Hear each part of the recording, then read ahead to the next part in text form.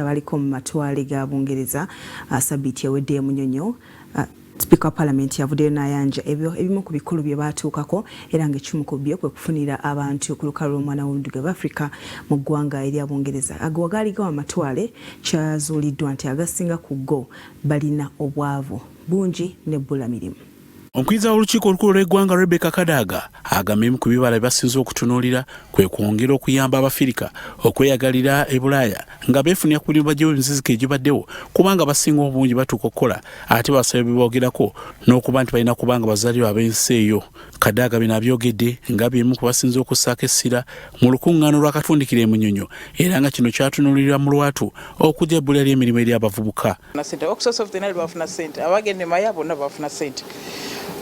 N'ekirala hoteli zonna zibadde zikozesebwa abakozi banna Uganda okwongeramu amaanyi mu bufunyi obwa hoteli ezo kitegeeza nti abaana baffe bajja kuba guaranteed emirimu. Kadaga asinzidde wano n'atenderezza olukuŋŋaana luno nti ebirungi ebyavuddemu bingi okukira obugulu bw'eggongolo era buli munnayuganda yageze maaso n'okwolesa n'abo abadde bweru w'omwoleso buli omuntu yawangudde. Nali ntambula nga va mu lukiiko omwana nangwa mu maaso nindowooza nti mulwadde naga nti speaker nse kwebaza nfunye $100 sikwata kodo naye zifunye olunaku lwa leero ng'atuuza ebintu bya $100 awo mu katale ate si yeyeka wali n'abalala kufukosa abalaba naye yajja nanebaza nti nfudde ne $100 mu lunaku olusooka lwokka naye baddeyo kinamba. So abantu abali mu katale awo definitely bafuna ssente. Mukyala Kadaga y'omu ategeezezza nga mu kaseera kano bw'atasobola kuwandowooza yekwebyo byali bisalibwawo ekyokusaba Paalamenti y'okubiri mu ggwanga esobole okuyambako Paalamenti eno mu ntambuza y'ebyemirimu. Kadaga agamba nti mu kaseera kano tannafuna budde bumala kwekenneenya byali bisaliddwawo. Omulamuzi w'Oddoki bwe yavaayo n'ategeeza nga Paalamenti y'okubiri yabadde ejja okuyamba mu ntambuza y'emirimu. Sina kubiraba kubanga abaali ba member Parliament balina olukiiko ku Saturday. Ne Saturday twali mu lukiiko twava mu sawa nnyezi ekiro. So simanyi byafuddeyo waba ine balo bajja gireeta n'ekyenyizoga nti mu biseera bya CA just Odoki yali aleese ekiteeso nti bene chambers 2 naye ne bakigaana mu CA ne bikomaawo naye katulinde bana baleese ebbaluwa tutabira osobola kubyogera kati. Yo Uganda egenda okukyaza olukuŋŋaana olw'amawanga ag'Obuyisiraamu ng'era olukuŋŋaana lugenda okugiwakako olunaku olw'enkya amawanga akasoba 40 gakasanga bwe gatagenda dutumira mwana era ng'akubiza Paalamenti Mukyala Kadaga agamba nti olukuŋŋaana luno okulukyaza kikulu nnyo. Olukiiko lugenda kutandika nkya lujja kumala ennaku 2 naye luno olukiiko si lunene nga tubadde nalwo n'olw'abantu nga 40 nga tujja kuŋŋaana tuyite bye twateesako mu mwezi ogwokusatu tulabe ebikoleddwa. Tulaba nti batuyambyeko nnyo mu nteekateeka eyo mu Heart Institute baddaabiriza amalwaliro ag'Eyumbe Kayunga enguudo nnyingi ezikoleddwa mu nteekateeka ey'okubeera nti tuli bammemba ba OIC. Ku Russell TV nze Grace Segirinya n'Elias Sajabi Omunnyo. Weewaawo ebudaka eyo mu kitundu ekiyitibwa Kamonkooli abaayo bakedde kwekalakaasa lwa kitongole ekivunaanyizibwa ku by'enguudo mu ggwanga Uganda National Roads Authority okutandika okukola emirimu gyakyo nga tebasoose kuliyirira bantu oluguudo lwe bakolako omwe lugenda okuba nga luyita. Bano balabiddwako nga bagenda bawanisa ebipande awamu n'okwasanguza ebigambo ebyo ebibanyigiriza. Abatuuze mu tawuni kanse ya Kamonkoli mu Budaka District beekalakasiza mu mirembe okulaga obutali bumativu bwabwe eri ab'ekitongole ekikola oluguudo lwa Budaka Palisa. Bano babadde bawanisa ebipande okuli obubaka obusoma nti no reassessment no construction mu 7 Hill Pass balemesezza ebimotoka bya UNRA okukola nga bagamba nti abakungu b'ekitongole kino tebabasasula nga n'abo be baliyirira babadondola ettaka lyabwe.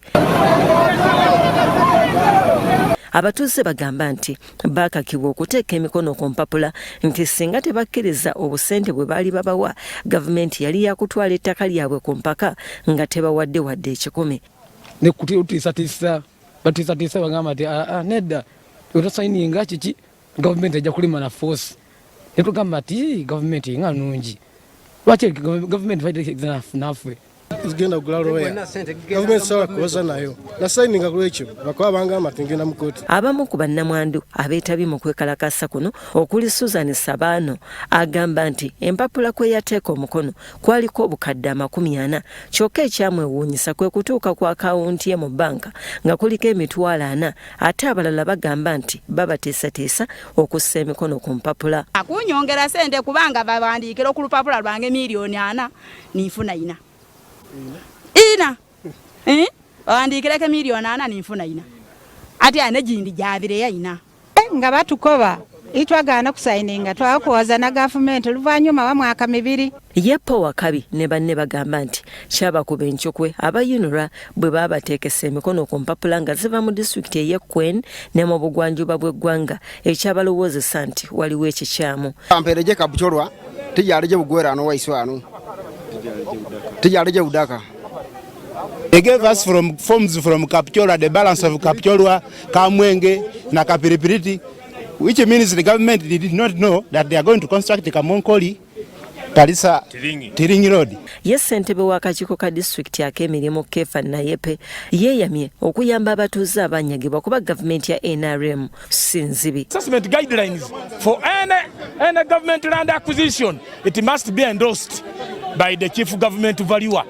The names, the signature, the stamp, and the date. And each peg must be appended, what we call approved and endorsed. And assessed. And therefore, compensation is not following any guidelines at all. So what do you want? So now we want government to come in, to intervene, so that people get what rightfully is meant for them. Wabula bwe tutuukiridde omukungu wa UNRA avunaanyizibwa ku kubalirira ettaka n'amayumba Matovu Williams ku lukomo lw'essimu akkiriza nti abatuuze b'e Kamonkoli tebannaliyirirwa nga basuubira kubakolako mu Novemba.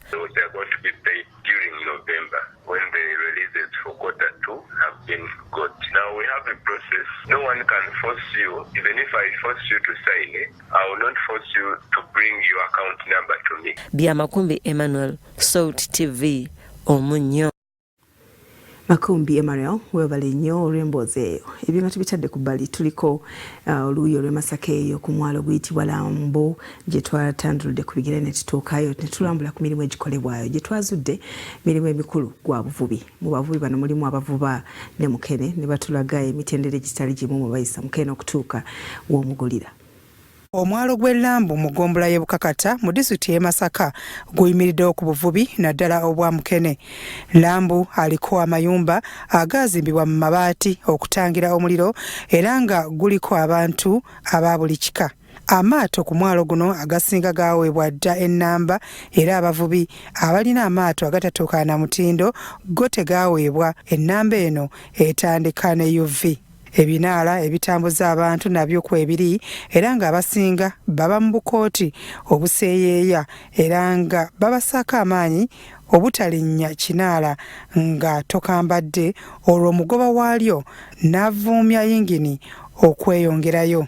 Ku ssaawa nga 6 ez'omuttuntu tutuuse ku mwalo guno wakati mu pereketya w'akasana era embeera gye tusanze eno ng'abakozi bakola tebeeganya.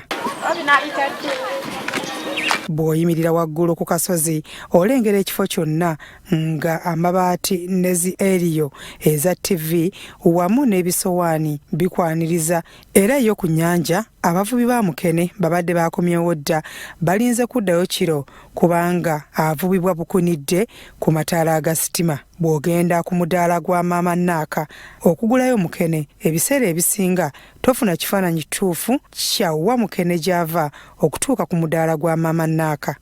Mukene alina emigaso ntoko omuli okutabikibwa mu mmere y'enkoko, okuliibwa ng'enva n'ebirala.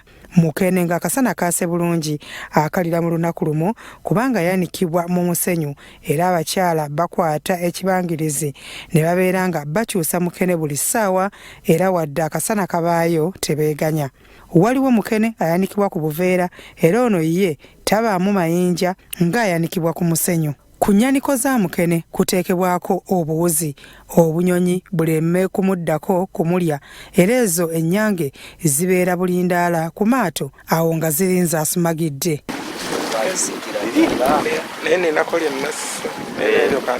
Abamuvuba basanga okusoomoozebwa kungi era abamu ku betwogeddeko nabo bonna bateesa kimu. Ng'ebitimba bya buseere tugenda okugira ntataka ennyanja twetaaga bwe kati ate bakusanga nga akatimba nga mulimu ekyennyanja kigenzemu nga tugenderedde ate nosanga ne bakukwata ne bakutwala mu Masaka ne bakusiba osanga akakadde bubiri babututte baba batulugunya ku mazzi okwo ne babatta osanga avuba ye anoonyeza abaana be school fees family ebeera obulungi batomera eryato amala otomera eryato beeyongerayo kati bano okuyayaana beeyambe ne bagwa mu mazzi ne bafiirayo ne batubikira bubikizi nti gundi yagudde mu mazzi. Ebyoku mazzi bino si birungi nnyo ku bantu be babayisaamu ne babakuba emiggo ab'enkejje abamuke ne babatulugunya abaasa amaato babajjako omusolo mungi abamu babajjako mutono weebityo kale. Semmambo Valeriana agamba nti amafuta agali waggulu gabakosezza bya nsusso. Ebintu byonna n'amafuta gennyini agavuba amafuta gali waggulu nnyo ngate tulaba nti eggwanga lyafuna amafuta. Eyo ensonga naye etunyigiriza nnyo wano ku mwalo. Si guno gwokka wabula n'abalala bonna kisi muvubi. Ab'ennyinde enjabayaba bavaawo baziwanikiridde kubanga olwaniko lwa Mukene lulina olusu oluvaamu olwonoona empewo. Ebitimba bya Mukene nabyo byanikibwa okutuusa olw'eggulo lwe banadda ku mazzi bagende mu maaso n'okuvuba era abaguzi ba Mukene bakyukakyuka. Emyalo egisinga ginokoddwayo kuba nti gisoomoozebwa ne kaabuyonjo naye ogw'e bali yaddeko nga n'eddwaliro liba likumpi awo erya Lambu Health Center 3. Okusinza nga bwe twabadde emabegako awo kati embeera si embi ennyo tugenda tulizazzaawo mpolampola embimu lwakuba nti obuzibu twafunye abasajja gavumenti etulembesezza okuvuba tugeza amaato bagaasizza. Bikuŋŋaanyiziddwa ekitongole ky'amawulire ekya Salt Television. Ennaku z'omwezi ngalomo lugenda kuba lunaku lwa nkya akulira ekitongole ekibiina ekiddukanya ensonga z'omupiira mu ggwanga lino Moses Magogo asuubirwa okuddako ebbali atandika okunoonyerezebwako kyokka waliwo bannabyemizannyo abamu nga bakulembeddwamu omubaka Sewanyana baagala aleke kudda buzzi bbali wabula alekulire ekifo kino. Ensonga za Engineer Moses Magogo akulira ekibiina ekiddukanya omupiira mu ggwanga ekya FUFA okuddako ebbali kiwe omwaganya anoonyerezebweko ku by'okutunda tiketi ez'abaweebwa ekitongole ekiddukanya omupiira mu nsi yonna ekya FIFA mu 2010 mu mpaka z'ekikopo ky'omupiira eky'ensi yonna ekyali South Africa zongedde okulanda. Kyetusuubira nti omukisa ogwo ogutuweereddwa tujja gukwata bulungi tuweeyo ebyo byonna bannabyamizannyo bye bandyagadde Parliament ekoleko. Tusuubira nti buli ekyetaagisa nga Federation tukikoze. Enkya ya leero omubaka wa Makindi Division West mu Parliament Sewanyana ategeezezza nti Magogo yalimbye eggwanga alina kulekulira si kuddako bbali. Byemmanyi birala President abadde President wa FUFA mukulu Engineer Magogo yabagambye bwawumuddemu emyezi ebiri naye njagala kwebuuza bwe bayawumula emyezi ebiri nga tali mu FUFA tuli mu Egypt nga teyalangirira gwe bakugambyeko nti olwaleero Magogo lwasoose okuva mu ofiisi eyo emyezi ebiri boni watabirawo emyezi nga 3 ng'agenze kwa Nemuunu wali juzi we yakola okwanjula emyezi eki yatuuza Delegates Assembly n'agigamba mu myezi ebiri. So bannayuganda njagala ensonga zino tuzitegeere. Honorable Sewanyana ategeezezza nga bw'ali ow'okuleeta ekiteeso ekijja obwesige mu minisita ow'ebyemizannyo Charles Bakabulindi kuba naye talina kyakozeewo nga vulugu ono agenda mu maaso. Era kubutegeeza liizaawo tusinga zivaayo wano nga tonnanoonyereza mukulu Bakabulindi ku nsonga yange tonnampa update na buli kimu. Direct petition gye ntandikirako okuddako yakujja mu bwesige nga minisita w'ebyemizannyo mukulu Bakabulindi kubanga kitegeeza naawe obadde mu kakukulu akawagira obuli bw'enguzi. Olw'obukulu bw'ensonga eno Sewanyana yatwala ensonga zino mu kibiina kya FIFA nga 3 Meeyi mu 2017 ng'avunaana Magogo okutunda tiketi 1017 ng'ayagala anoonyerezebweko. Ekibiina ekya Federation of Uganda Football Associations kiri wansi wa National Council of Sports abatuula e Lugogo nga bano be bagatta ebibiina byonna ebifuga emizannyo mu ggwanga era omwogezi waakyo Ismail Dakaba Kigongo ategeezezza nti tebafunanga kwemulugunya kwonna ku nsonga eno ne FUFA. Ne bwe twali tukola review ya Federation ezaali zisinze okukola obulungi mu 2018 zaali 8 era fufe yalimu. Ekyamazima nga National Council Society tuyina complaint yonna okuva wa Honorable Alan Sewanyana. Kigonga agamba nti balinze kufuna bbaluwa entongole okuva mu fufa ebalambike ku bigenda mu maaso. Amannya ago gavumenti geyina ye Moses Magogo ne Edgar Watson abali mu bifeeri. Singa wabaawo enkyukakyuka yonna fufa erina okuwandiikira National Council Sports bategeeze twabaddewo enkyukakyuka olw'ensonga eno n'eno. Ekyembi mu kaseera kano nti tetunnaba kufuna kumanyisibwa okuva mu fufa. Byakaigwa Daniel, Salt TV, Omunnyo.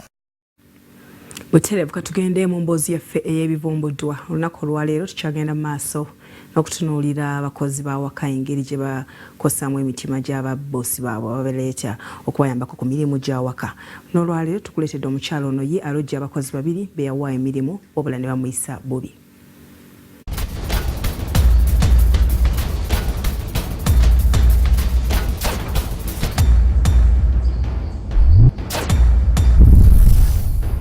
Oluvannyuma lw'abantu abawerako okuvaayo ne balaajana olw'abakozi b'awaka okubatulugunya n'okubakolako ebikolobero ebingi, twasalawo okwanika emize gy'abantu bano.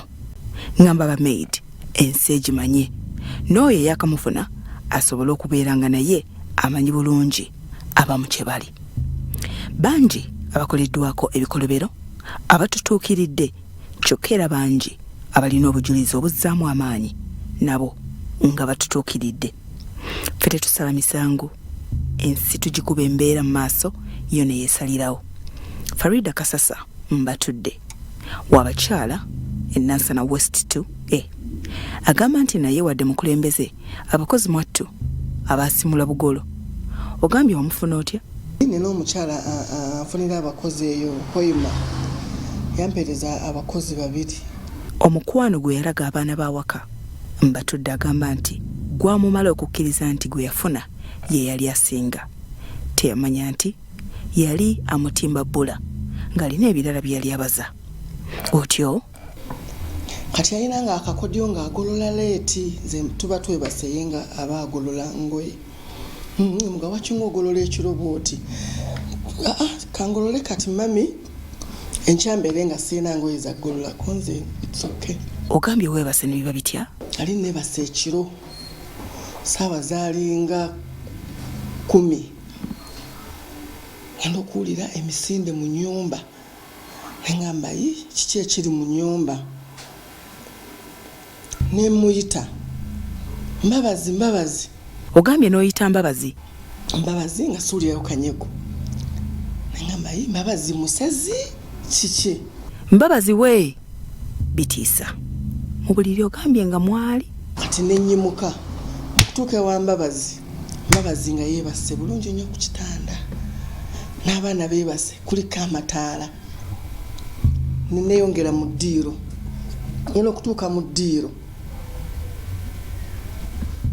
obwongo bwampa nti omwana onalabika musezi tukamu nga mulaba ntuuka mu ddiiro ng'oluggi lw'emmanju luggule ngamba ngenda okuza amaaso wansi bwe nti tayimu eyo twalina teepu nga teepu zisaasaanye kebo biwayawaya bisaasaanye ngamba babbi bayiseewa neebase tugaddewo nga tenzigize emmanju nzigale. Mu kutya Mbatudde agamba yasattira ebitagambika. Teeberezaamu akavuyo akaali mu nnyumba nga tamanyi oba omukozi musezi oba babadde babbi. Olwokomyewo okuva ku poliisi Mbabazi ogambye yali akyuse. Bwe nakomawo ne naba embeera z'omuwala ono nga zikyuse. Ekyamazima yasulawo ennaku ezo 2 n'ambulako. Kibi nnyo. Ogambye otandika okubuuliriza era okuzuula n'ozuula ki? Agenda okinoonyereza nga yasetinga ekintu ekyo abantu yabaggulira ne banziba n'agenda.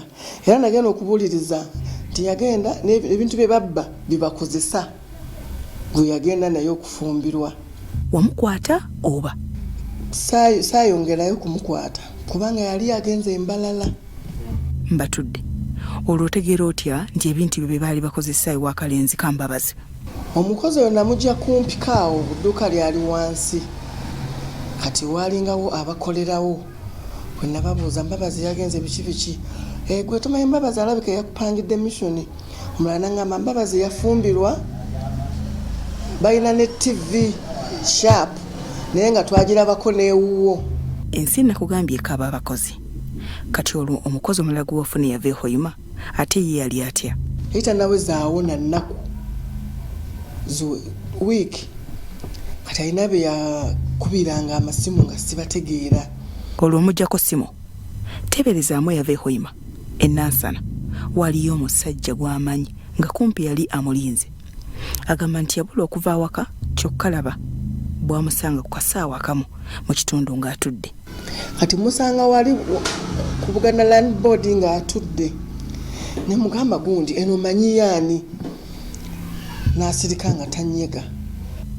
Kati omukazi akaza biggwerawa kuka ne mugamba omusajja gw'obadde okubiranga ennaku zino obadde omugamba ki omumanyi ne munangamba ye mumanyi ate wangamba toyina muntu n'omu gw'omanyi eno mwagala kubba nti saagala kubba nti si yenze biki.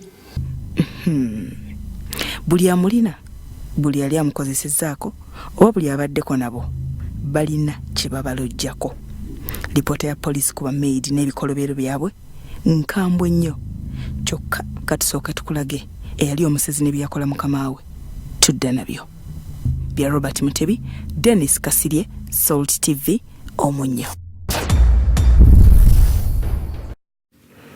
Wow, ebyo byebivumbudde waawo olunaku olwaleero butereevu tugenze mu lunaku mulindi waawo lwa Independence Night tubuza ennaku 3 zokka okutuuka ku lunaku luno. Lukungaana lwa kusaba lutegekeddwa ekkanisa ya House of Prayer Ministries International lugenda kubeera Namboole leero kuyingira kwa bwereere. Twogeddeko n'abali mu by'entambula ne bategeeza nga bwe baafuna ennyo mu lukungaana olwayita ne luli olwayita omwaka guli kakati nno beesunga okuddamu okutambuza abantu nga kuliko n'ab'eggaali y'omukka.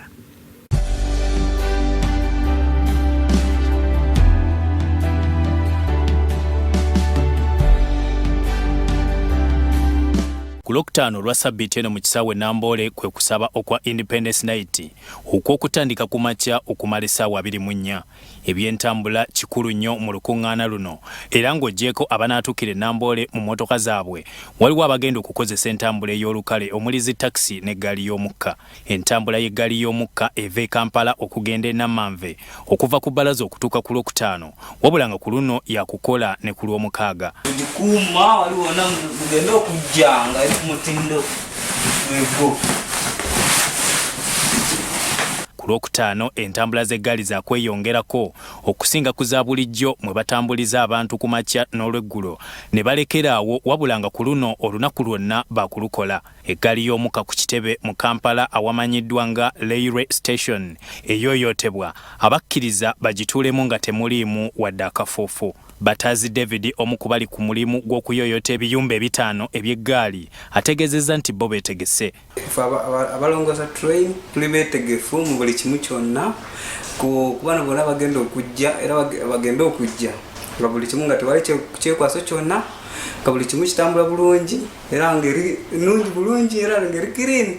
Bukira Pauline nga naye asangiddwa akola ku ggaali eno atadde eddoboozi lye ku ly'abalala n'akowoola abantu okujja mu bungi e Namboole kuba baakubatambuza mirembe. Ffe ne bakama baffe tulina enkolagana ennungi nnyo ne Kananirandi era ne ku mulundi gwe twetegese obatambuza obulungi mujje mu bungi bane temukozesa takisi gyamu abamungi so jangu okozesa trayini otuula n'obeera wa ddembe kidduka kirungi nnyo tewali kwenyigiriza otuuka bulungi nnyo nga nejjamu takutte baneemujje tubakunga mwanguweeko mwetanira okulinnya trayini.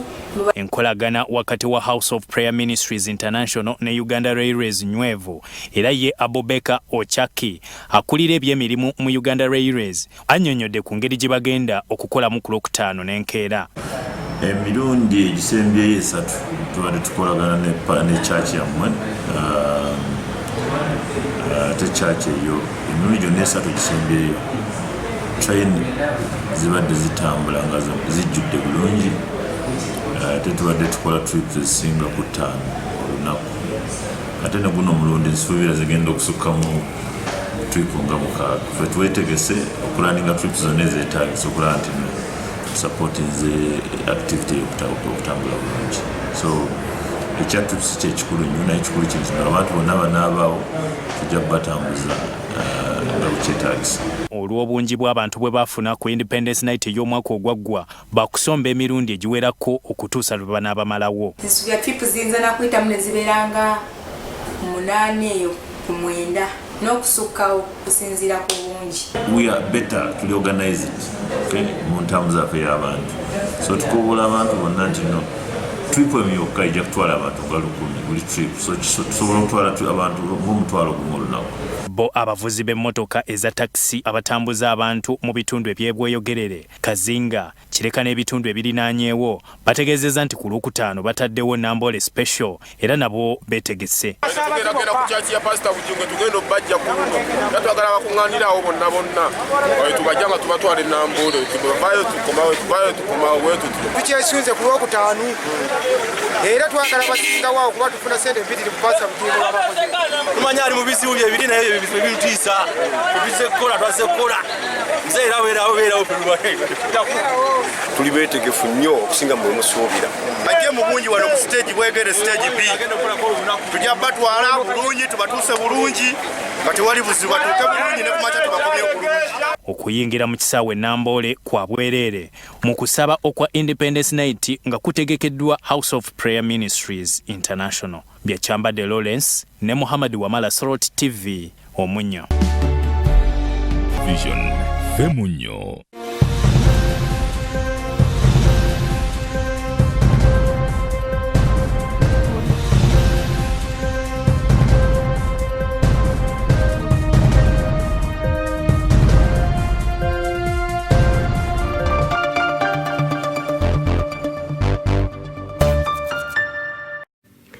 Weewaawo nkukulisa ennyo mu kuwummulamu okwo Omunnyo ku Ssatu kukyagenda mu maaso kitundu kyakubiri era nga tukigulawo n'akanyomero kaffe aka area awareness. Muno tukulagiramu ebintu ebitali bimu ebiyinza okuba ebyobulabe eri obulamu bw'omuntu nga biri eyo mu kitundu kyo. Leero abasasi baffe bayitidde mu bitundu eby'Okalere balina ekiyumba kye baaguddeko nga kirabika okuba nti kyabulabe nnyo eri abantu singa abakulembeze baba tebakifuddeeko mu bwangu.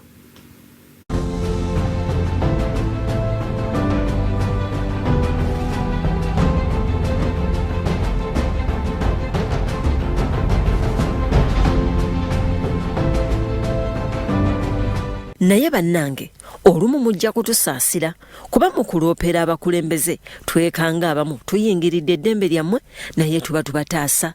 Kino kyolaba oba nkiyite kiyumba nedda kifulukwa ekisangibwa mu Sabina zooni ku Kaleerwe wakati mu bantu era buli omu akiyitako nga tafuddeeyo. Bw'okitunuulira ofuna okutya kuba kikutte mu mbinabina nga n'oludda olumu kyagwa. Omulyango nagwo gwawangulwamu dda ekireeta okutya nti abatamanya ŋŋamba bandyekukumamu ne batuusaako obulabe ku muntu wa bulijjo. Wabula mbadde nkyali awo ne nnengera ekituli nga kirabika nti kyawummulwamu nga wali wakikozesa. Laba nnoono mukazi wattu oludda olwagwa ate ye waafumbira ebyokulya okusobola okulaba nti afuna ekigulira magala eddiba.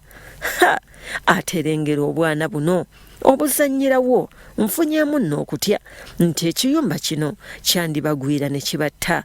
Abakulembeze ab'omu kitundu nga kwotadde n'ab'ebyokwerinda muveeyo ekiyumba kino mukyekenneenye nnyo kubanga kyandifuuka empuku ey'abanyazi abanaasimbuka ng'omwo okutigomya bannakampala. Area Awareness, Owola Gabriel ne Daniel Kayigwa, Sewanyana TV, Omunnyo.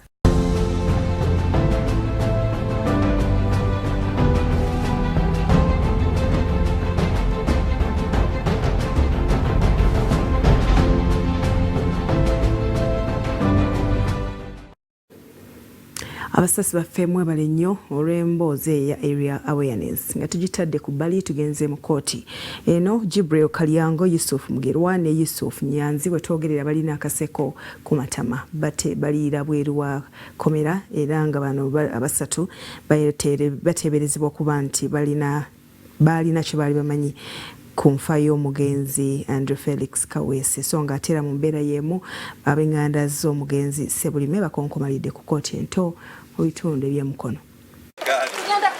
Abantu basatu abateberezebwa okutta eyali omwogezi wa poliisi mu ggwanga Andrew Felix Kaweesi okuli Jibril Kalyango, Yusufu Mugerwa ne Yusufu Nyanzi abakwatibwa gye buvuddeko oluvannyuma lwa kkooti okubata ku kakalu kaayo kyaddaaki bayimbuddwa era munnamateeka waabwe aliko by'atangaazizza. Tuli basanyufu nnyo nnyini ddala nti kyaddaaki gavumenti n'ebitongole ebikuumaddembe bigondedde omuliro n'ebbugumu ye tubitaddeko okuyita mu mateeka ne mu nkola ya kooti nti abantu bebaddamu okukwata nga tebalina misango gyonna olwaleero ng'ebula essaawa emu yokka kooti etuule erabe lwaki babakutte abakulira ekkomero bakadukulu ka poliisi ak'ekireka eri womanya ankubidde essimu nagamba jangu otwale abantu bo era mangu ddala ne ŋŋendayo naye kyewuunyisa nti akasango ke babaguddeko okubawa police bondi ke kamu ku misango gye babasomeredda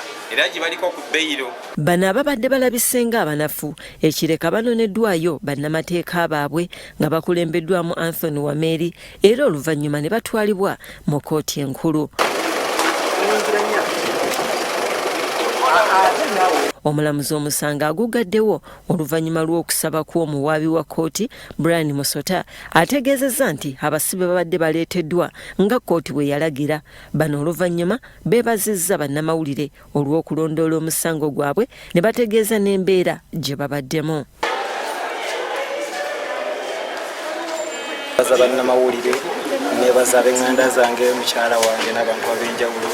Naye mu Ssatu emisango giri mu kkooti ate gyonna okuddayo okulipootinga bakyaginoonyerezaako ate sikitegedde kunvunana belonging at terrorist group ate nga oludde bw'emisango bwe nafunideko beyiro kati nina okulipootinga mu kkooti ate mpootinge ne kuesa simanyi ate obalina naye kale inshallah. Baabenju y'omugenzi Ronald Sebulime bakonkomalidde mu kkooti y'omulamuzi akulira kkooti ente Mukono Juliet Hatanga bwe babadde bazze okuwulira omusango gw'omuntu waabwe ogw'obutemu gwe baggula ku minisita Aida Nantaba Elios n'abalala basatu okuli Private Constable Opira Ronald, Private Constable Baganza Ronald ne Cherotiki Edward ne basanga ng'omuwaabi wa gavumenti yaweereddwa ebbaluwa egujjayo. Bano nga bakulembeddwamu munnamateeka waabwe Nkunnyingi Muwada bagamba nti baweebwa olunaku lwaleero okwongera okuwulira omusango gwe bateekayo oluvannyuma lw'okufuna ebbaluwa okuva mu kkooti ng'ebategeeza nga bo bwe batafunanga bbaluwa yonna okuva ewa Ssaabawulereza eyimiriza omusango guno. Enkola y'omuwaabi wa gavumenti tebadde nnambulukufu.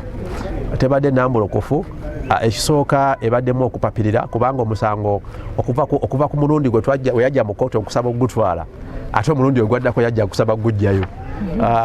Tewabaddeewo kiraga nti omuwaabi we yagutwala omusango kubanga etteeka limugamba talina kusaba kutwala musango n'ekigendererwa eky'okugujjayo.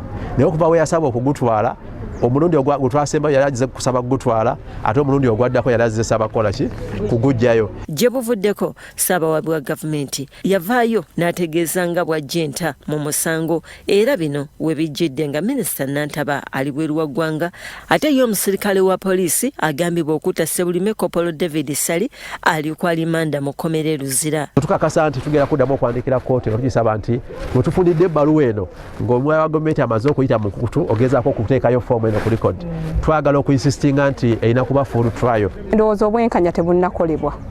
Bwenkanya ffe nga famire bwe twetaaga. DPP aleme kubuzaabuza kuyisaawo musango mwankwetu bw'atyo kuba ye alina abanene baawoli okuwolereza.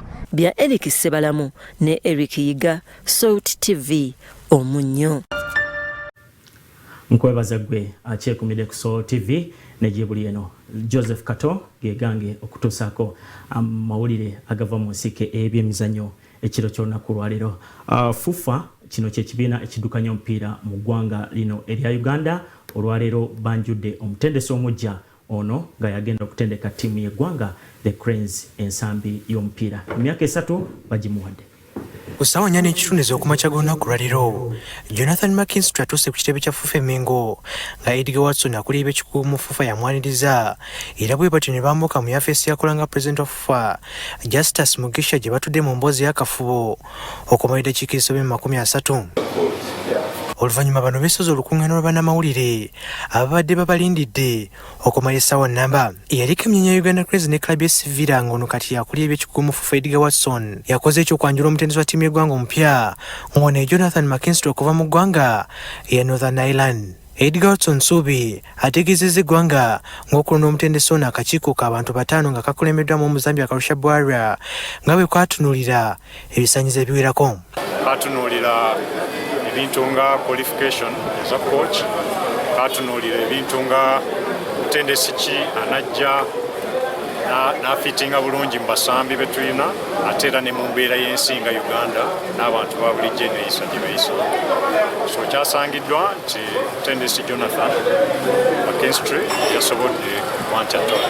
Watson era ategeeza ng'omutendesi ono bwe bamukwasiza endagaano ya myaka 3 okuva n'olunaku lw'enkya ennaku z'omwezi lumu omwezi ogw'Okuttoba omwaka guno nga bakukola n'ababadde abatendesi ba ttiimu y'eggwanga ab'ekiseera nga bw'anaabasiima bajja kubeera bamyuka baboolubeerera. Ku bano okuli kapitala mu biro Livingston Babazi Sako ne Sadiku atendeka abakwasi ba ggoolo. Era mu kaseera maaso eyo tujja kusalawo tuli wamu ne coach mulaba wabeeyongerayo wabapya basobola okujja ku ttiimu. Omutendesi wa Uganda Cranes ompya agamba nti ekiruubirirwa kye kisinga obukulu ng'azze mu Uganda kye ky'okutwala Cranes mu mpaka za World Cup wa 2022 nga kino agamba nti kisoboka. But for me there is a burning desire to go to a World Cup.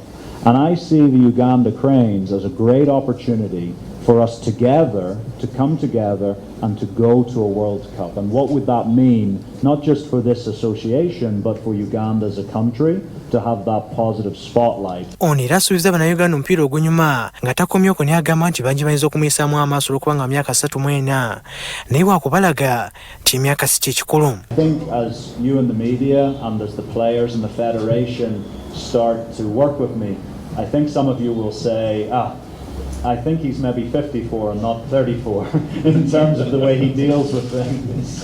So, yeah, it's not been a problem. I'm quite a strong personality. Okuva Uganda Cranes yatandikibwa omwaka gwa 1926 yakabeera n'abatendesi 26 nga McKinstry awezezza omuwendo gw'abatendesi 27 ng'addidde mu bigere Omufalansa Sebastian de Sabre yaleekulira oluvannyuma lw'okuva mu mpaka za AFCON omwaka guno.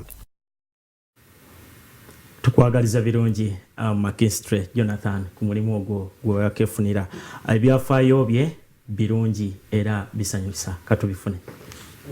Omutendesi wa Uganda Cranes ompya akyabalirwa myaka gy'ekivubuka nga wa myaka 34 nga yazaalibwa mu mwaka gwa 1995 ng'ennaku z'omwezi 16 omwezi gwa July mu kibuga Lisbon mu ggwanga lya Northern Ireland erimu ku mawanga 4 agakola United Kingdom. Ono obutendesi abutandika ku myaka 20 ng'atendeka amasomero g'omupiira ge Wandisenga Academy nga yatalaga amawanga ag'enjawulo omuli eggwanga mwazaalibwa lya Northern Ireland, America, Ghana, Sierra Leone, Rwanda sako ne Lithuania mu klabu omuli Newcastle, New York Red Bulls awamu n'amalala. Nga wa myaka 27 mwaka gwa 2013 yafuuka omutendesi wa ttiimu y'eggwanga asinga obuto nga ttiimu gye yasookeramu ddala okutendeka yali ya ggwanga lya Sierra Leone nga lino eggwanga lisangibwa mu bugwanjuba bwa Africa. Eno yamalayo omwaka gumu nga yabatendeka okuva mu 2013 kutuuka mu 2014 ng'eno mu mupiira gye yabatendeka 8 yawangulako emipiira 3 n'akola amaliga emirundi 2 ne bamukubamu emirundi 3. Mu Sierra Leone bakyamujjukira nakati nga bwe yali omutendesi waabwe balinnya ebifo mu nsenka z'ensi yonna bye batatuukangako nga yabatuusa mu kifo kya 50. Bwe yaveeyo butereevu yajja ku mulirwano wano e Rwanda mu ttiimu y'eggwanga yaabwe abalala gye bamanyi nga Mavubi Stars nga wano yamala emyaka 2 nga yabatendeka emipiira 25 n'awangulako emipiira 11 n'akola amaliri ga mirundi 2 sako n'okubakumamu emirundi 12. Mu mipiira gye yabatendeka ebiri ku gyo yazanya ne ttiimu y'eggwanga ya Uganda Cranes ng'ogumu ku mipiira ebiri egyo Rwanda yaguwangula ate omulala